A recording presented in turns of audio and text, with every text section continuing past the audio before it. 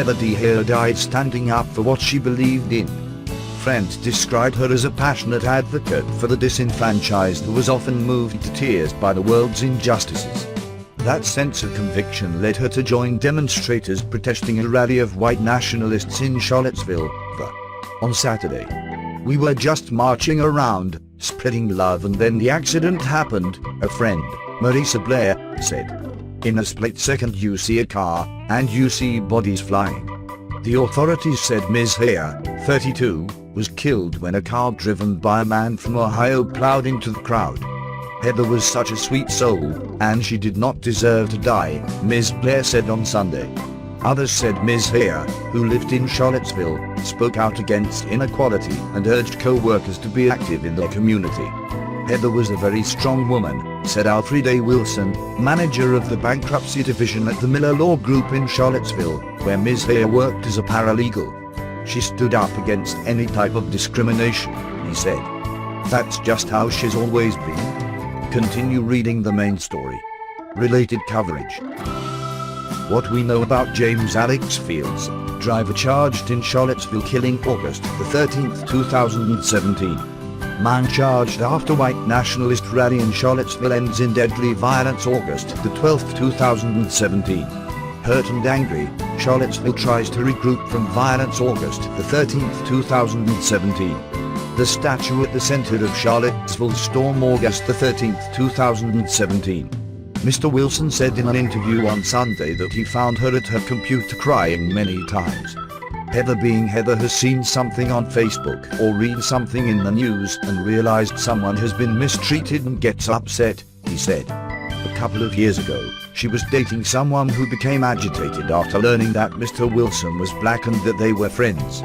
"She just didn't like the way he was judging me as a minority male. That's doing well for myself," Mr. Wilson said, adding that Ms. Hare stopped seeing the man after that.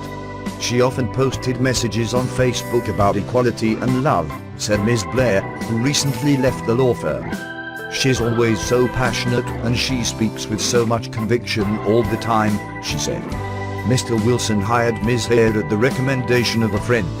She had a high school diploma but did not have a background in law. Instead, she was working as a bartender and waitress, but he said she had an eye for detail and was a people person. "If you can get people to open up to you, that's what I need," he told her. "He'll teach you everything about the law you need to know." She did not stop working as a waitress even after she started at the law firm. "It's because of Heather that I started tipping people a lot better," Ms. Blair said. Ms. Hare's only flaw, Mr. Wilson said with a laugh, was that she liked to sleep late. "I had to change my office work hours just to meet her schedule," he said. She worked to improve herself by taking classes and studying. "If she's going to do something, she made sure she understood it," he said. She was so dedicated that during her first 2 years on the job she did not take any vacations, he said. Ms. Hare lived alone with her Chihuahua, Violet, who was named after her favorite color. For her, activism was about more than just sitting behind your computer screen, Ms. Blair said. "You got to get out in your community and do things." Ms. Hare and her friends were walking together at the protests when a car crashed into the crowd. Ms. Blair, 27, saw it unfold. Ms. Blair said her fiancé pushed her out of the way. She had a scrape on her arm and a bruise on her leg. She began to look for him, and spotted his red baseball cap on the ground, covered in blood. "It terrified me," she said. They two were reunited. He had a broken leg and taken to a hospital, all the while wondering what happened to Ms. Hare. A detective broke the news that Ms. Hare had been killed. "I kind of knew and didn't want to believe it," she said. "When the cop told me, I cried and sank to my knees." James Alex Fields Jr., 20, of Maumee, Ohio, was arrested and charged with second-degree murder, 3 counts of malicious wounding and failing to stop at the scene of a crash that resulted in the death, the police said. Charlottesville, in a statement about Ms. Hare, said this senseless act of violence rips a hole in our collective hearts. While it will never make up for the loss of a member of our community, we will pursue charges against the driver of the vehicle that caused her death and are confident justice will prevail. A GoFundMe campaign created to support Ms. Hayer's family had surpassed 200,000 as of Sunday evening.